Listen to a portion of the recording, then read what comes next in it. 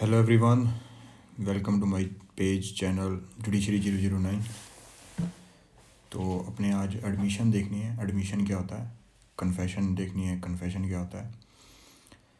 Admission से related अगर देखोगे तो सेक्शन 17 से शुरू हो जाता है, लेकिन अपने सेक्शन 15 तक कंप्लीट कर लिया था। तो मैं सेक्शन 16 के बारे में थोड़ा थोड़ा चीज़ें आपको बताना चाहता हूँ।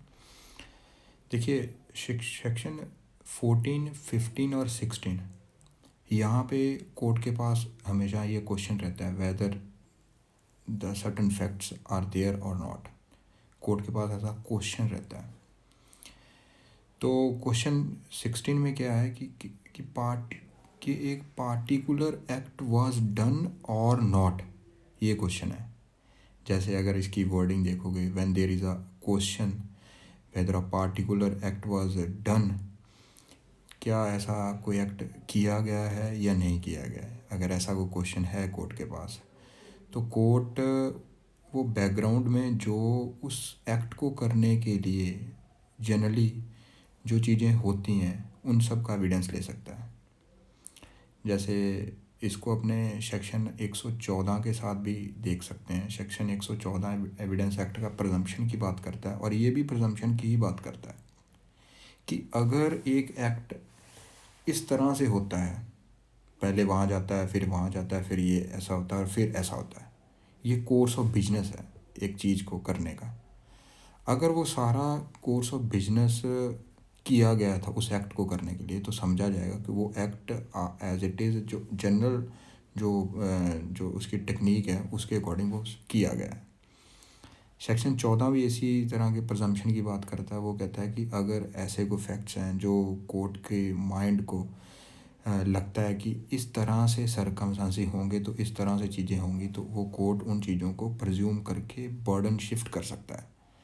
और हो भी सकता है कि वो प्रजम्पशन ले ले और फिर भी कहे कि आप प्रूव करिए ये फैक्ट, तो डिपेंड करता है। तो सेक्शन 16 भी उसी से डील करता है। वहाँ पे इलस्ट्रेशन 114 में एफ इलस्ट्रेशन को आप सेक्शन 16 के साथ पढ़ सकते हैं। इन दोनों का कनेक्शन आप देख सकते हो। उसके बाद आता है सेक्शन 17 जो एडमिशन की बात करता है। And admission is a statement.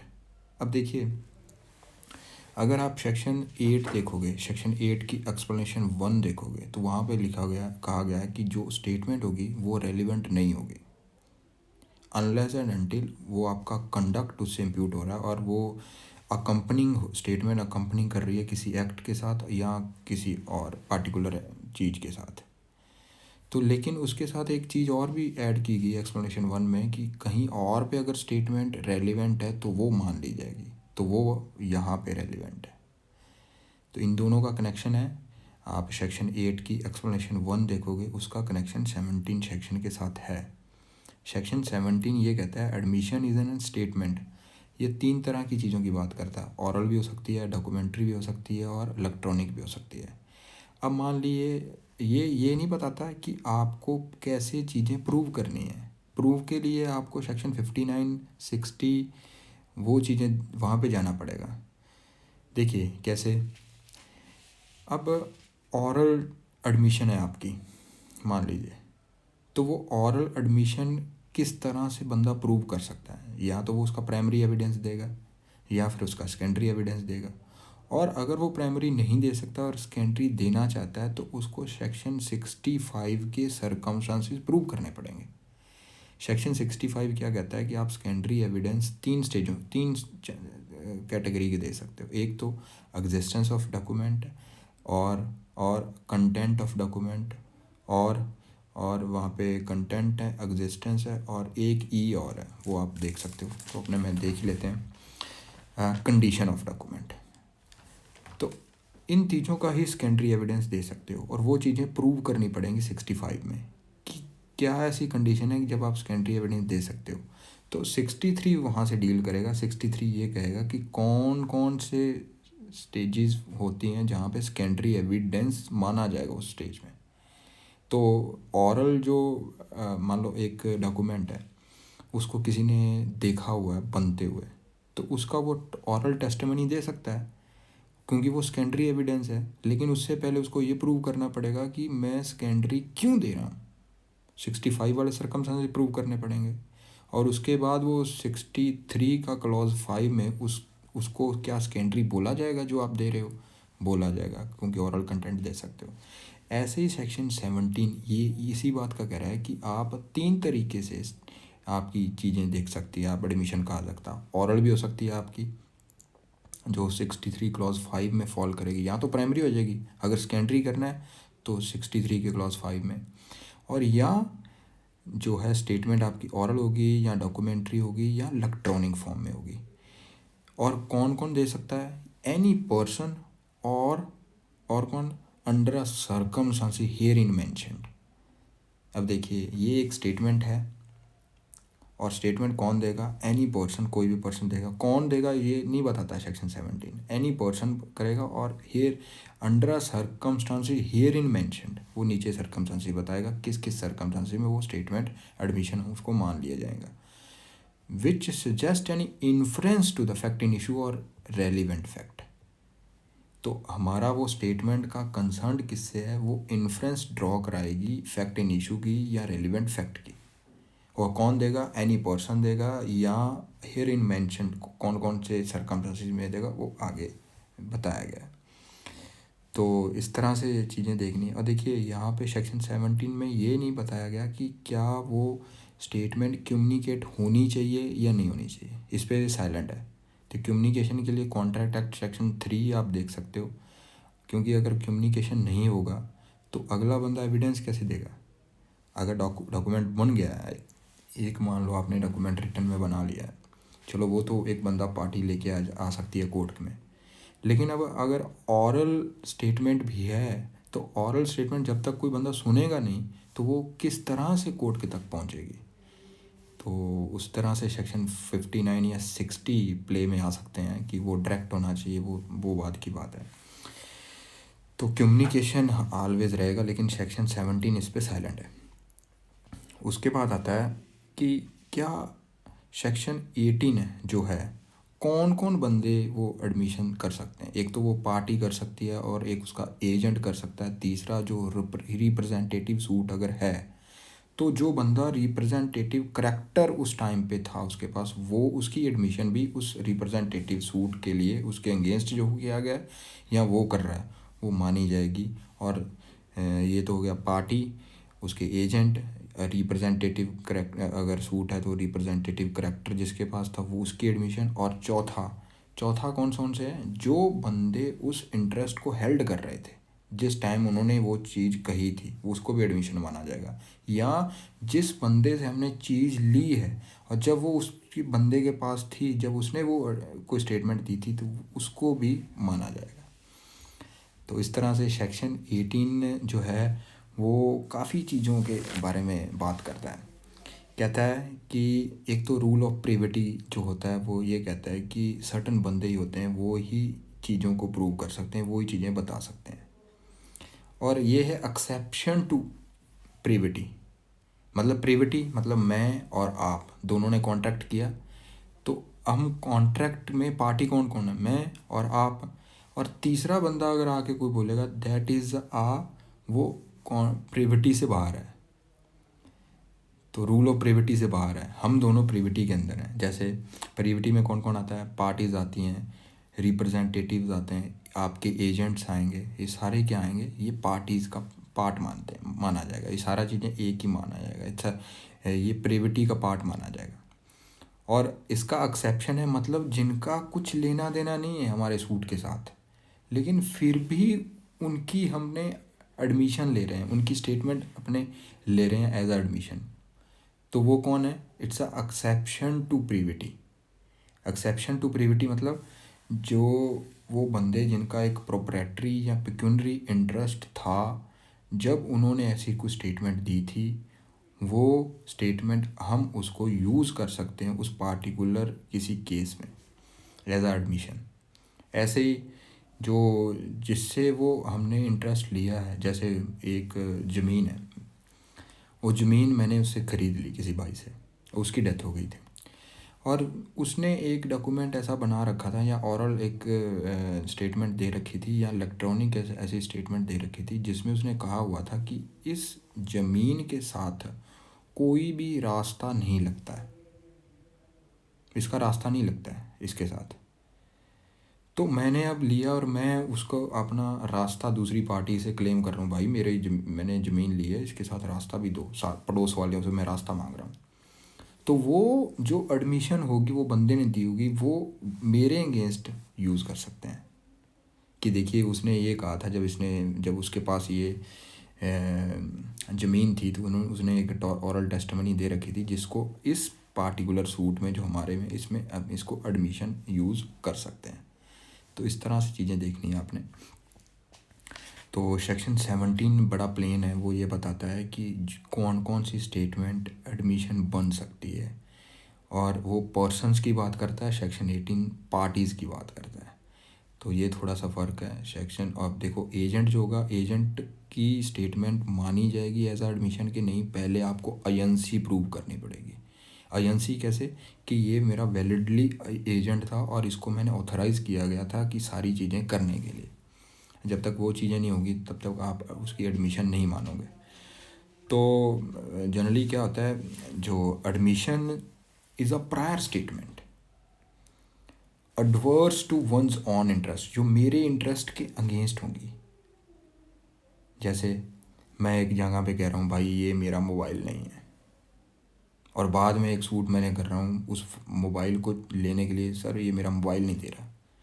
तो मैंने जो पीछे एडमिशन कर रखी है उसको दूसरी पार्टी उठा के आगे ले सकती है, देखिए इसने पहले ये कह रखा है कि ये मोबाइल इसका नहीं है। तो हम ये एडमिशन होती है स्टेटमेंट जो क्या कहती है, prior statement adverse to one's interest and not prior statement in one's own interest.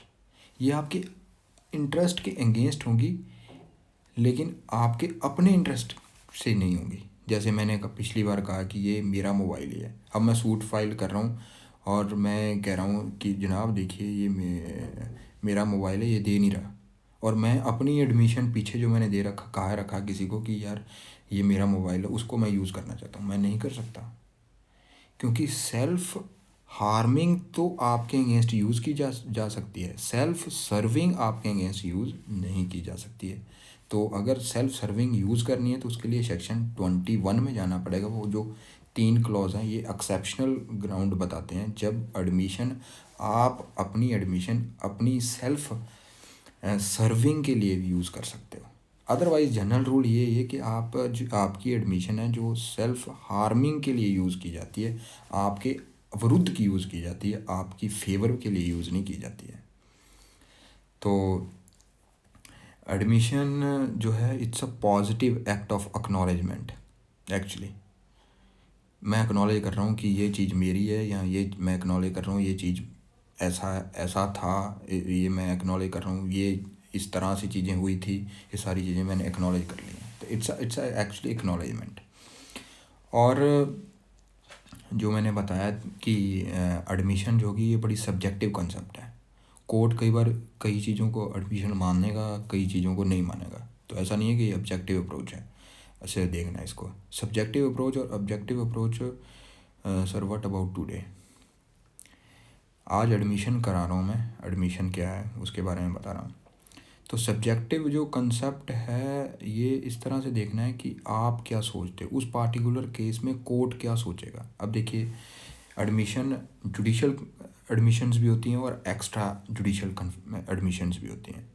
और जो जुडिशल एडमिशन्स होती हैं वो जैसे आप देख सकते हो सेक्शन 58, जब आप एज अ प्लेंट लेके जाते हो या रिटन स्टेटमेंट फाइल करते हो, उसमें जो चीज़ें आपके फैक्ट्स होते हैं वो जुडिशियल एडमिशन होती हैं कि ये प्रॉपर्टी मेरी है, ये प्रॉपर्टी मेरी नहीं है, ये प्रॉपर्टी का डिस्प्यूट ये है, ये प्रॉपर्टी, वो जो भी आप फैक्ट उस प्लेंट में लिखोगे जब कोर्ट के सामने अपना सूट फाइल करोगे, तो वो प्लेंट जो होगी वो आपका जुडिशियल एडमिशन्स हैं, आप उससे बाहर नहीं जा सकते। आप अमेंडमेंट करके और उसको अमेंड करके और चीज़ें ऐड कर सकते हो ऑर्डर 6 रूल 17 में। लेकिन इसका मतलब ये नहीं कि जो आपने लिख दिया उसके बिल्कुल उल्टे चले जाओगे, ऐसा नहीं हो सकता। वो आपकी एडमिशन मानी जाएगी जुडिशल एडमिशन। और एक्स्ट्रा जुडिशल एडमिशन किसे मानते हैं, वो सेक्शन 17, 18, 19, 20 ये सेक्शन डील करेंगे एक्स्ट्रा जुडिशल एडमिशन्स के लिए। और मैंने बताया एडमिशन स्टेटमेंट है in a form of oral, documentary और इलेक्ट्रॉनिक फॉर्म। ये पार्टी भी कर सकती है और उसका एजेंट भी कर सकता है, जो सजेस्ट करेगा फैक्ट इन इशू को, inference suggesting the inference of fact in issue और रेलिवेंट फैक्ट। तो इस तरह से चीज़ें आपने देखनी है। तो जब भी कोई एग्ज़ाम आता है तो उसमें आपने चीज़ें क्या लिखनी है कि why it is an admission, इसका आंसर देना पहले, बाद में आंसर देना है why it is a exception to 21 clause 1, 2 और 3। तो मैंने बताया सेक्शन 21 क्लॉज 1, 2, 3 क्या होता है। जब एडमिशन आप करते हो कोई ऐसा, तो वो आपकी सेल्फ सर्विंग होती है, आपके फेवर वाली स्टेटमेंट होती है। तो वो कब एडमिट की जाएगी, वो सेक्शन 21 के क्लॉजेज 1, 2, 3 में फॉल अगर करेगी तो उसके बाद आपने डिफरेंस बताना है, सेक्शन डिफरेंस। क्योंकि अगर आप जनरली देखोगे तो स्टेटमेंट्स कहाँ कहाँ पे एविडेंस एक्ट में पाई गई है, तो वो सेक्शन 21 भी बोलेगा, सेक्शन 20 भी बोलेगा, सेक्शन 19 भी बोलेगा, 18 भी बोलेगा, 17 भी बोलेगा, और इसके साथ सेक्शन 32 भी बोलेगा, सेक्शन 39 भी बोलेगा और सेक्शन 145 भी बोलेगा। तो इन सारी स्टेटमेंट्स के बीच फ़र्क क्या है? देखिए सेक्शन 17 से अगर देखोगे सेक्शन 20 तक ये एडमिशन से स्टेटमेंट फॉल करेंगी, और सेक्शन 32 है वो भी मान लीजिए एक स्टेटमेंट आप दे रहे हो, लेकिन वो एडमिशन नहीं है। वो क्या है, वहाँ पे आप डाइंग डिक्लेरेशन दे रहे हो। डाइंग डिक्लेरेशन किस तरह का दे रहे हो कि एक वो, क्योंकि ना तो आपकी सेल्फ सर्विंग है और ना वो आपके अगेंस्ट है, वो आप किसी थर्ड पर्सन के बारे में बता रहे हो कि उसने ये काम मेरे अगेंस्ट किया।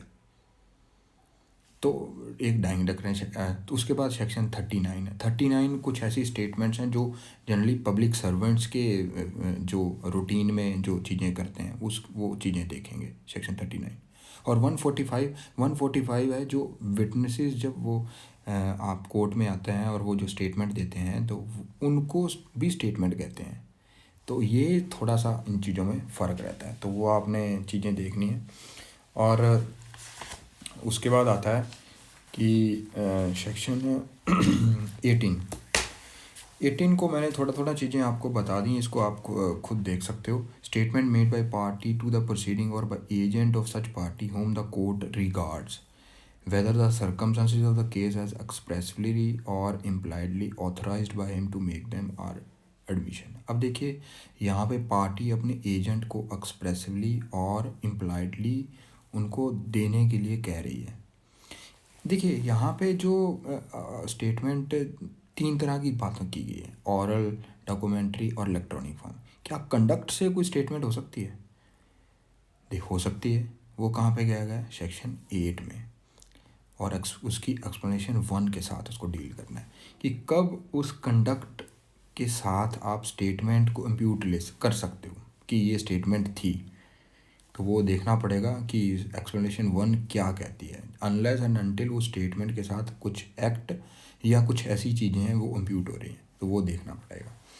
उसके बाद स्टेटमेंट क्लॉज 1 और 2 जो है वो इस बात की करता है कि party interested in the subject matter, person who have any proprietary और पिक्यूनरी इंटरेस्ट। अब प्रोप्राइटरी इंटरेस्ट क्या होता है? प्रोप्राइटरी इंटरेस्ट मतलब आपके पास किसी चीज़ का टाइटल है, जैसे आप ऑनर हो, आप लेसर हो, आप मॉर्टगेजर हो, तो इस तरह के प्रोप्राइटरी जो है। और पिक्यूनरी इंटरेस्ट मतलब मनी से रिलेटेड, कंसिस्टेंस ऑफ मनी, मतलब ये चीज़ कितने भाव की है वो उस चीज़ से रिलेटेड। मतलब जैसे कि जैसे ये मेरा पेन है, इस पेन में किसी का इंटरेस्ट होना, ऑनर नहीं, एज अ ऑनर नहीं, मतलब उसको यूज़ करने का पावर। जैसे मेंटेनेंस का राइट होता है जो, ये such pecuniary interest in the subject matter.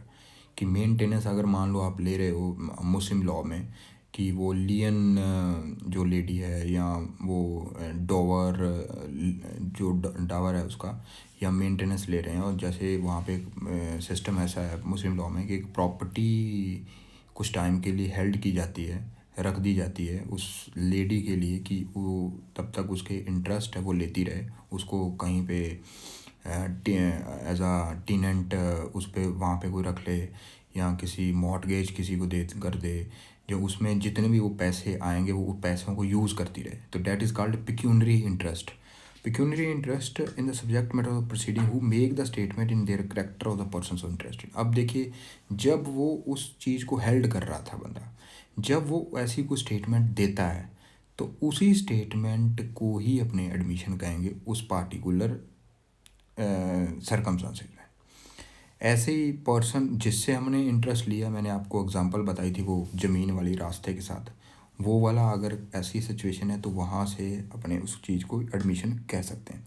अब देखिए, कई बार काउंसिल्स होते हैं सूट में, काउंसिल को एडमिशन कर देते हैं कि सर मेरा क्लाइंट इसलिए नहीं आ पाया या इसलिए आ पाया, या सर ये काम कर लेगा और उसके लिए ये कंडीशन आपने जो लगाई है इसको थोड़ा मोल्ड कर लीजिए। लेकिन उसको ऑथोराइज़ कई बार किया होता है, कई बार ऑथोराइज़ नहीं किया होता है, तो कोर्ट क्या उसको एडमिशन मानेगा, पार्टी की एडमिशन मानेगा? अगर तो वो फैक्ट से रिलेटेड है तो मानेगा कोर्ट, अगर वो लॉ से रिलेटेड है तो वो नहीं मानेगा। तो क्योंकि ये जो एडमिशन्स होती हैं, ये जो स्टेटमेंट्स होती हैं, वे विद रिगार्ड टू फैक्ट्स होती हैं। अगर विद रिगार्ड टू फैक्ट्स होंगी, या तो पार्टी ने अगर की है तो वो पार्टी की खुद की मानी जाएगी, एजेंट की है उसको ऑथराइज़ किया होगा वो भी पार्टी के अगेंस्ट मानी जाएगी। अगर ऐसे बंदे हैं जो सेक्शन 18 में फॉल कर रहे हैं, वो अगर करते हैं फिर भी वो पार्टी के अगेंस्ट ही मानी जाएगी। जैसे वो सब्जेक्ट मैटर के इंटरेस्टेड थे बंदे, जिनका प्रोप्राइटरी या पेक्यूनरी इंटरेस्ट था, जिन्होंने तब स्टेटमेंट ऐसी को दी थी, वो भी पार्टी के अगेंस्ट मानी जाएगी।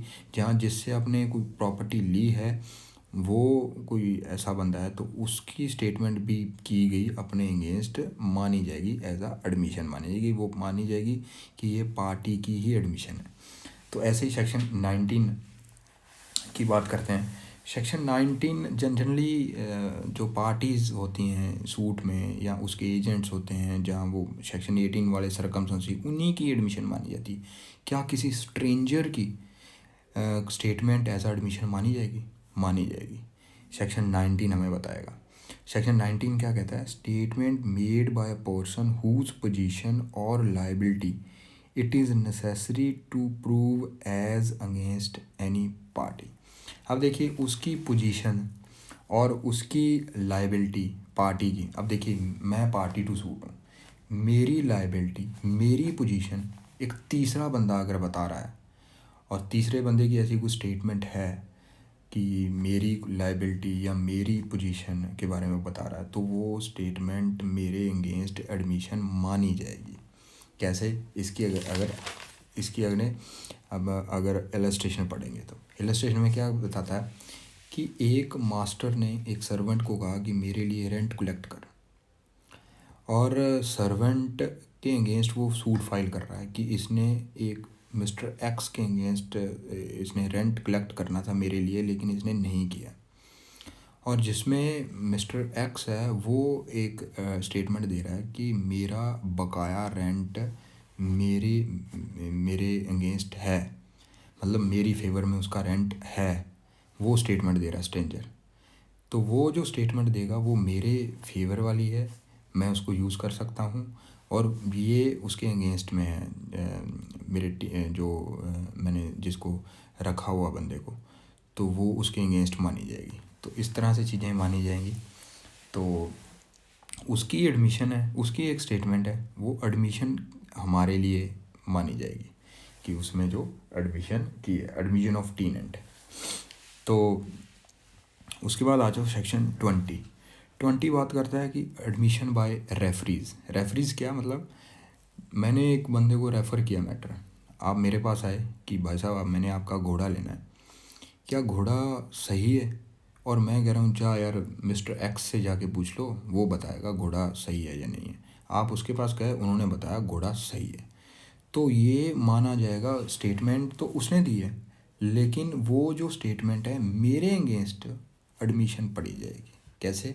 कल को घोड़ा, मान लो उसने कहा दिया घोड़ा बिल्कुल सही है, आपने जिस काम के लिए ले जाना बिल्कुल फिट है, कल को वो घोड़ा फिट नहीं बैठता है तो आप इसके अगेंस्ट, मेरे अगेंस्ट अगर केस करते हो तो उस स्टेटमेंट को आप मेरे अगेंस्ट यूज़ कर सकते हो।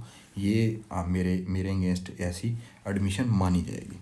तो इस तरह से चीज़ें आपने देखनी है। उसके बाद आता है सेक्शन 21। तो मैंने बताया था सेक्शन 21 हमें ये बताता है कि सेल्फ सर्विंग जो होती हैं स्टेटमेंट्स, वो उनको आप यूज़ एज आ एडमिशन नहीं कर सकते, लेकिन एक्सेप्शनल केसेस में आप कर सकते हो। तो सेक्शन 21 एक्सेप्शनल केसेस की बात करता है।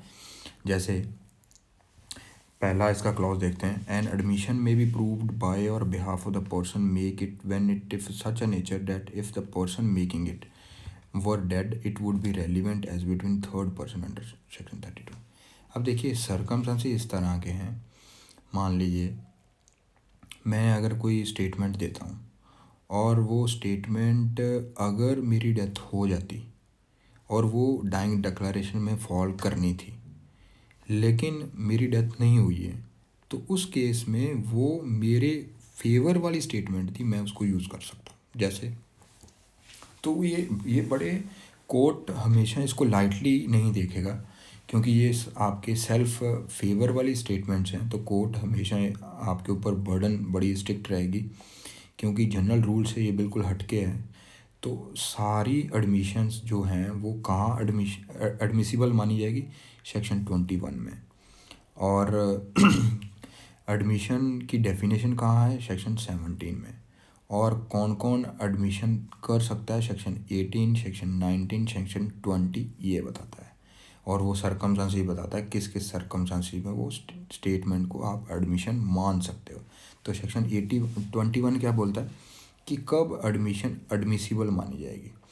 तो सेल्फ सर्विंग और आपके सेल्फ हार्मिंग, ये दोनों की बात करता है। तो जनरल रूल ये है कि सेल्फ हार्मिंग जो स्टेटमेंट्स होती हैं वो हमेशा यूज़ की जा सकती है आपके अगेंस्ट एज आ एडमिशन। लेकिन सेल्फ सर्विंग ये 3 सिचुएशन ही बताएगा कि ऐसे सिचुएशन में भी आप उसको यूज़ कर सकते हो। इसके साथ आप पढ़ सकते हो सी वाली इलस्ट्रेशन क्या कहती है, A is accused of a crime committed by him at Calcutta. A ने क्राइम एक कैलकटा में कमिट किया है। He produces a letter written by himself and dated at Lahore. और उसने एक लेटर जो उसके द्वारा लिखा गया है लाहौर में, उस दिन था वो, and bearing the Lahore post mark on that day. उस पर लाहौर का पोस्ट मार्क भी था उस लेटर के ऊपर। The statement in the date of letter is admissible. ये लेटर एडमिसिबल होगा because if a were dead it would be admissible under section 32 clause 2 में। तो सेक्शन 32 का जो सारे क्लॉज ही इस पे लगेंगे। ऐसा नहीं है कि डाइंग डिक्लेरेशन का ही सारा चीज़ें लगेंगी। सेक्शन 32 में जितनी भी स्टेटमेंट फॉल करेंगी वो सारी करेंगी, क्योंकि ये उसमें नेचुरल कोर्स ऑफ ट्रांजैक्शन वाली भी हैं, जो एक थर्ड पर्सन की जो स्टेटमेंट्स हैं वो भी हैं। तो अलग अलग चीज़ें आपने जॉइंटली देखनी है। तो उसके बाद आता है सेक्शन 21 का clause 2। An admission may be proved by और behalf of the person making it when it consists of the statement of the existence of any fact or any state of mind or body। देखिए इस चीज़ को मैंने आपको section 8 की explanation 1 और section 14 के साथ पढ़ा दिया था। मैंने बताया था कि जो भी आप एक स्टेटमेंट देते हो, जब उसके साथ आपका वो स्टेट ऑफ माइंड पता चल रहा है, आपके कंडक्ट के बारे में पता चलता है। जैसे मेरे को किसी ने कोई चीज़ मारी, अरे मेरे को इसने मार दिया, मैं ऐसे बोल रहा हूँ मेरे को इसने मार दिया, और मैं साथ में ये बता रहा हूँ क्योंकि मैंने इसको ये चीज़ कही थी और वो मेरे अगेंस्ट है। मैंने जो बोल रहा हूँ अब बोल रहा हूँ, मैंने जो बता रहा हूँ आपको वो मेरे अगेंस्ट ही है कि उसने मुझे इसलिए मारा क्योंकि मैंने उसको ये चीज़ें कही हैं। तो ये जो स्टेटमेंट यहाँ पे मैं दे रहा हूँ, मेरा कंडक्ट भी और मेरा स्टेट ऑफ माइंड भी, यहाँ पे सारी चीज़ें आप देख सकते हो। ये वाली स्टेटमेंट अगर वो मेरे को फेवर कर रही है तो मैं उसको यूज़ कर सकता हूँ। अगर किसी के सामने मान लो हमारे दोनों के बीच में एक सूट है कि सूट ऐसा है कि वो प्रॉपर्टी क्या मेरी है या तुम्हारी है, तो ये डिस्प्यूट है हमारे दोनों में बीच। और एक दिन हमारी एक जगह पे लड़ाई हो गई और उसने मुझे थोड़ा सा हर्ट कॉज करने की कोशिश की, और मैं भाग के ऐसे ऐसे कर रहा हूँ, परेशानी से भागता चिल्लाता बाहर आया हूँ, और मैं कह रहा हूँ कि उसने मुझे मारा क्योंकि मैं उस प्रॉपर्टी का ऑनर हूँ, और वो मुझे इसलिए मार रहा है कि उस प्रॉपर्टी से मैं भगाना चाहता है। तो ये अगर स्टेटमेंट अगर मैं अपने सूट में इसको यूज़ करना चाहूँ कि उस टाइम पे जो मैंने स्टेटमेंट दी थी, इसको मेरी admission self serving statement use करते, मेरी एडमिशन यूज़ करके आप यूज़ कर लीजिए, तो कोर्ट उसको यूज़ कर सकता है अगर सरकमस्टेंसेस के अकॉर्डिंग। तो उसके बाद थर्ड क्लॉज ये कहता है कि कुछ स्टेटमेंट ऐसी हैं जहाँ कहीं और फॉल कर रही है और सेल्फ सर्विंग भी है, तो भी आप उसको यूज़ कर सकते हैं। जैसे सेक्शन 6 to 16 के साथ सेक्शन 22 को 2 से लेके 55 तक, ये वाले सेक्शन में अगर कहीं पे फॉल करती है तो उस तरह से चीज़ें आपने देखनी है। उसके बाद आता है सेक्शन 22। सेक्शन 22 बात करता है दो चीज़ों की। देखिए, ऑरल एडमिशन जो कंटेंट ऑफ डॉक्यूमेंट भी कभी भी जो है दो स्टेजों पे रेलिवेंट मानी जाएगी, दो ग्राउंड्स के ऊपर। पहला ग्राउंड कि आप एंटाइटल्ड थे सेकेंडरी एविडेंस देने के लिए, या जेन्युइननेस, जो उस पार्टिकुलर डॉक्यूमेंट के जेन्युइननेस का सवाल आया हुआ है कि क्या ये डॉक्यूमेंट जेन्युइन है या नहीं है। मैं लेके आया हूँ कोर्ट के सामने एक डॉक्यूमेंट, ऐसे फॉल किया, मैंने लेके आया हूँ। अब कोर्ट के पास क्वेश्चन ये है, क्या ये डॉक्यूमेंट जेन्युइन है? तो इसके लिए वैसे तो कंटेंट से रिगार्डिंग आप सेकेंडरी एविडेंस नहीं दे सकते हो, ऑरल एडमिशन्स नहीं मानी जाएंगी। ऑरल एडमिशन क्या होती हैं? सेकेंडरी एविडेंस होती हैं। कहाँ पे फॉल करती हैं? सेक्शन 63 के क्लॉज 5 में। तो ये अगर वहाँ पे फॉल करती हैं, सेकेंडरी मानी जाती है, तो सेकेंडरी कंटेंट ऑफ डॉक्यूमेंट का नहीं लिया जाएगा अनलेस एंड अनटिल सेक्शन 65 के सरकमस्टेंसेस नहीं फिट बैठ रहे। अब कोर्ट जेन्युइनेंस की है, तो मैं यहाँ पे अपना ऑरल एडमिशन दे सकता हूँ, एक तो इस स्टेज पे। दूसरा, जहाँ पे मैं इंटाइटल्ड हूँ सेकेंडरी एविडेंस देने के लिए। अब मैं इंटाइटल कब होऊंगा? जब सेक्शन 65 के सरकमस्टेंसेस प्ले में आएंगे, तो वो आपको देखने हैं। ऐसे ही सेक्शन 22 क्लॉज ए देखना है, जो ऑरल एडमिशन जो कंटेंट इलेक्ट्रॉनिक रिकॉर्ड से रिलेटेड है, तो वहाँ पे भी आपकी जो ऑरल एडमिशन्स हैं वो ले ली जाती हैं, लेकिन वो एक ही केस में है जब जेन्युइननेस जो इलेक्ट्रॉनिक रिकॉर्ड से रिलेटेड कोई इशू है, तो वहाँ पे आपकी जो है ऑरल एडमिशन ली जा सकती है।